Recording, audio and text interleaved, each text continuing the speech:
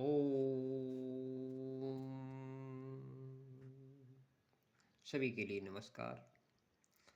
और मित्रों, अब फिर ऋतुचर्या पर ध्यान देते हुए कुछ जानकारी हम सब मिलकर करते हैं।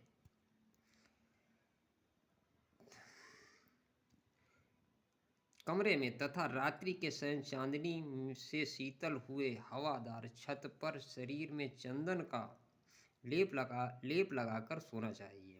मोती मणि आदि से देह अलंकृत करके चंदन मिले जल से ठंडे किए हुए पंखों की हवा और कोमल हाथों का स्पर्श प्राप्त करते हुए आसन पर बैठना चाहिए तथा शीतल उद्यान, शीतल जल और शीतल पुष्पों का सेवन करना चाहिए। वर्षा ऋतुचर्या। वर्षा ऋतु आदान काल में मनुष्यों का शरीर अत्यंत दुर्बल रहता है। दुर्बल शरीर में एक तो जठराग्नि दुर्बल रहती है और दूसरा वर्षा ऋतु आ जाने पर दूषित वातादि दोषों से दुष्ट जठराग्नि और दुर्बल हो जाती है।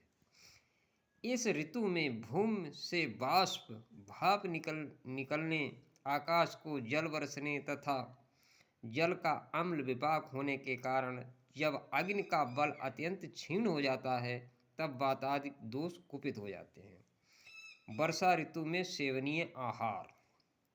वर्षा ऋतु में खाने पीने की सभी चीज़ें बनाते समय उसमें मधु अवश्य मिला देना चाहिए। बात और वर्षा भरे उन शीतकाल दिनों में अम्ल तथा लवण रस वाले और स्नेह द्रव्यों घृतादि की प्रधानता भोजन में रहनी चाहिए। जठराग्नि की रक्षा चाहने वाले पुरुषों को जौ, गेहूं और चावल का प्रयोग अवश्य करना चाहिए। शीतकारी व्यक्तियों को सुसंकारी मूंग के जूस के साथ भोजन लेना चाहिए। इस ऋतु में मधु मिलाकर अरिष्ट एवं जल का सेवन करना चाहिए। वर्षा ऋतु में मोहेंद्र आकाश का जल गर्म करके शीतल किया हुआ जलकूप या सरोवर का जल पीना चाहिए।